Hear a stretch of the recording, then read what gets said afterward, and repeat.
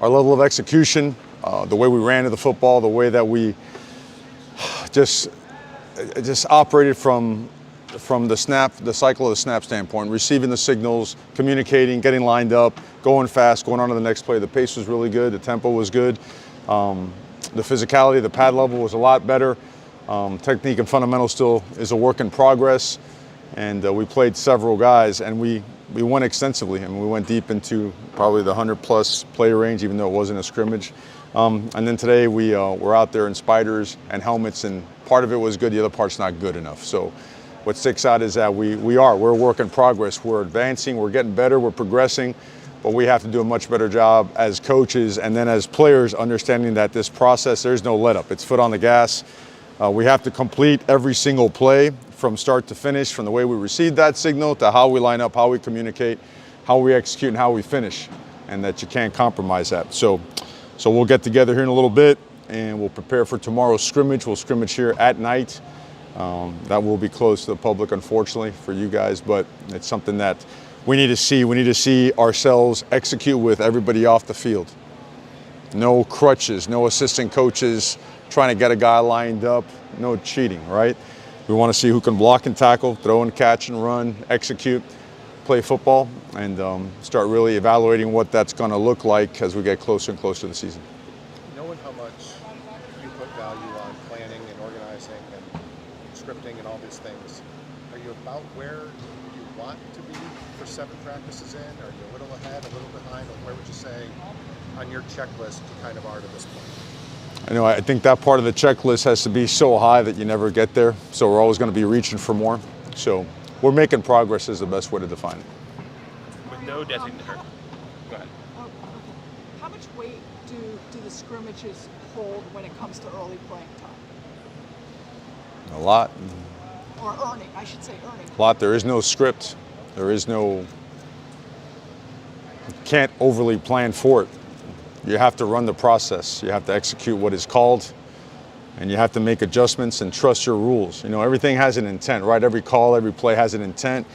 It has a rule. You got to understand numbers, leverages, how to line up, where to line up, horizontal, vertical.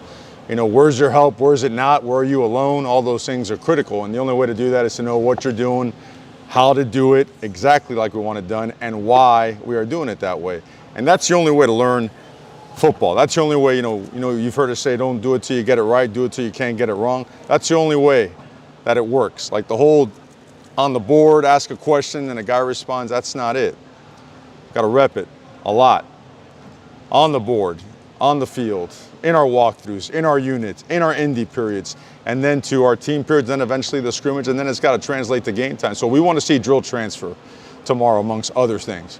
If we've been working certain combination blocks that require a certain hat placement and hand position at a certain angle, that has to show up tomorrow when that play is called and it has to be executed. If we want to see a certain route adjustment, when they go from one coverage to another and the quarterback and the receiver have to make that adjustment post-snap, we want to see that tomorrow. How about the format? Are the coaches on the field the first one, or is it just like a game?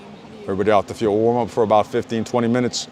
And that span will have everything from 8 to 10 minutes of indie, about 7 minutes of 7-on-7 and one-on-ones with the bigs, some formalities of getting organized to make sure we can also run our special teams. We want to practice all our units, kickoff, cover, punt return, kickoff return, PAT field goal, and PAT field goal block. So 2 minutes of organizational time, and then we're rolling.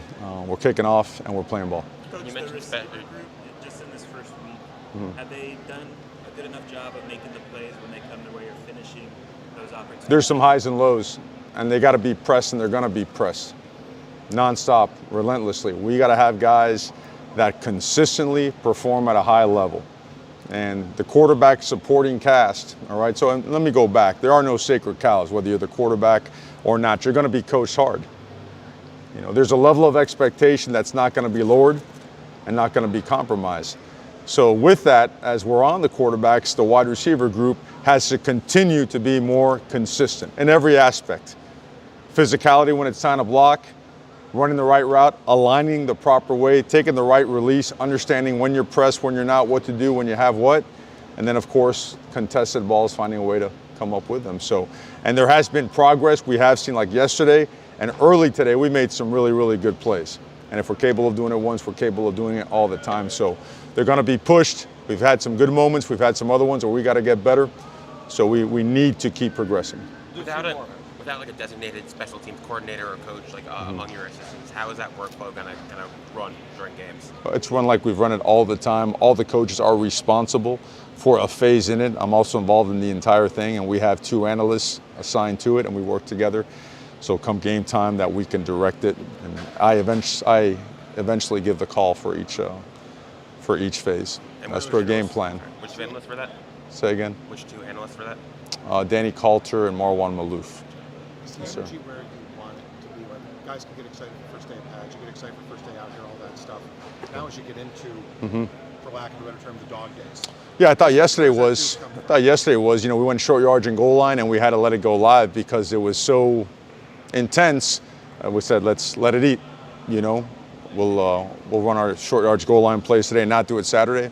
Those are pretty physically intensive now. You know, there's some risk reward that comes with that, but it was that level. It was exactly how you want to be progressing, not technically, but from a pad level, striking standpoint, and trying to be physical. Yeah, we got a lot of work to do to get physical now. We're understanding kind of what it is. We're not there yet, so we're working at that. And then today, again, we faded. You can tell I ain't happy, and shouldn't be, because we're not coming off of that. You know, there's this whole how you do anything is how you do everything has got to be an everyday thing. So now that being said, there's progress, and our players are to be commended for that. And also there's no compromise, so they're going to be pushed to do better. How many plays you hoping for tomorrow? I'm sorry. How many plays you hoping for tomorrow?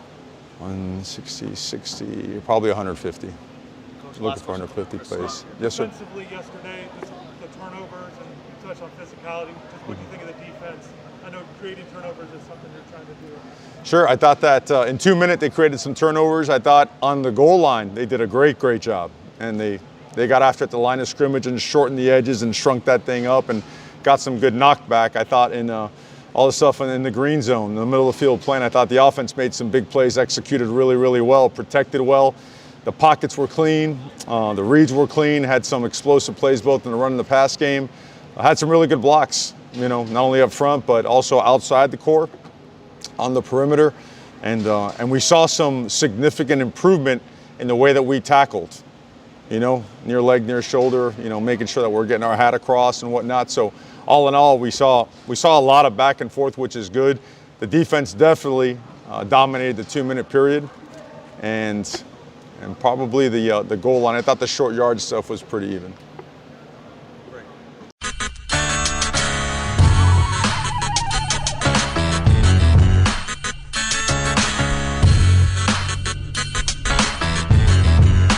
This is the Big O Show. This is the Big O Show.